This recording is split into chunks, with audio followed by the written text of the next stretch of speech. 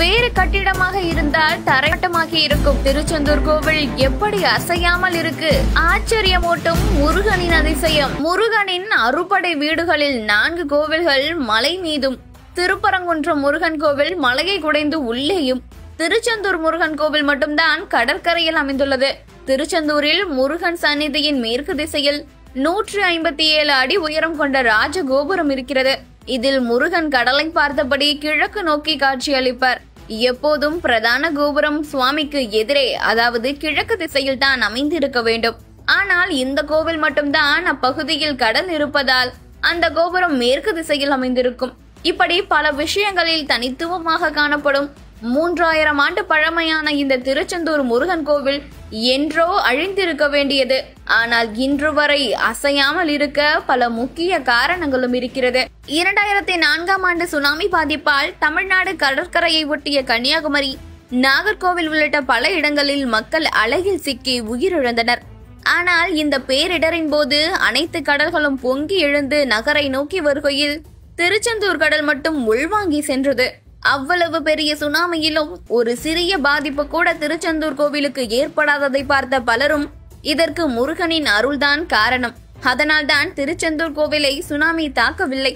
கடலுக்கும் கோவிலுக்கும் வெறும் 67 மீட்டர் தொலைவில் இருந்தும் ஒரு அலை கூட கோவிலை நெருங்கவில்லை என கூறி வந்தனர். இந்நிலையில்தான் ஆபத்தான இடத்தில் இருக்கும் திருச்செந்தூர் கோவில் என்றோ இடிந்து விழுந்திருக்க வேண்டியது.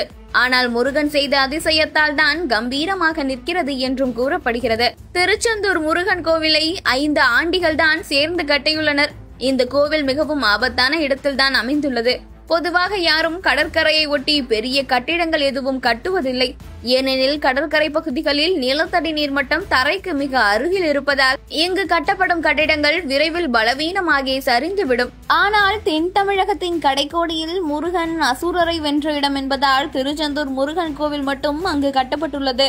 ஆனால் இதுபோல் கடற்கரை பகுதியில் எந்த கட்டிடங்கள் கட்டினாலும் தரை மட்டத்திலிருந்தும் கடல் மட்டத்திலிருந்தும் உயரமான மேடைகளை அமைத்து அதன் மேலேதான் கட்டுவார்கள்.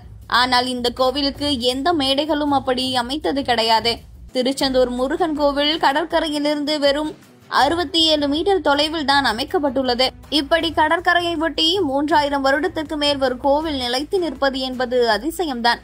மேலும் இந்த கோவிலின் கருவறையிலும் அதிசயம் இருக்கிறது. இந்த கருவறை தரை மட்டத்திலிருந்து 15 அடியும் கடல் மட்டத்திலிருந்து 10 அடியும் தாழ்வான இடத்தில் தான் கட்டப்பட்டிருக்கிறது. இவ்வளவு ஆபத்தான இடத்தில் கடலுக்கு மிக அருகில் துணிந்து கட்டப்பட்ட இந்த கோவில் எந்தவித பாதிப்பும் இல்லாமல் கம்பீரமாக நிற்க திருச்செந்தூர் முருகன் அருள்தான் முக்கிய காரணம் என்று கூறப்படுகிறது. அதோடு திருச்செந்தூர் கோவிலை கைப்பற்ற பல ஆங்கிலேயர்கள் முயன்றும் அது நிறைவேறியதில்லை. சுனாமிகளும் எந்த பாதிப்பையும் ஏற்படுத்தியதில்லை. அதோடு ஆபத்தான இடத்தில் இந்த கோவில் இருந்தும் இன்று வரை சரிந்து விழாமல் அசையாமல் நிற்கிறது என்றால் இந்த கோவிலிலேயே முருகன் குடியிருந்து பாதுகாத்து வருவதால் தான் என கூறப்படுகிறது.